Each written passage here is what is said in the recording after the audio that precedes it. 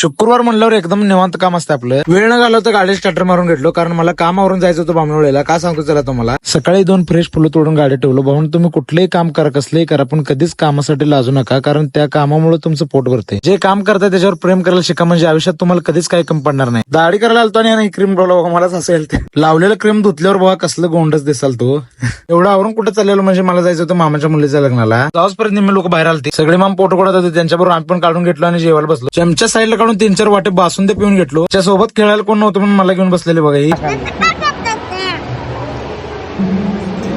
लग्न आवरल्यावर सगळ्यांना भेटून आम्ही पण निघालो घराकडे. त्यांना वातावरण बघा कसलं जबरदस्त झाले, एक नंबर दिसल तर बघा. मला जायचं होतं कामावर, मग तेवढ्या ते दोघं सोडतो चल म्हणले. दुपारनंतरची सगळी कामावरून गाडी आत पार्क करून घेतलो.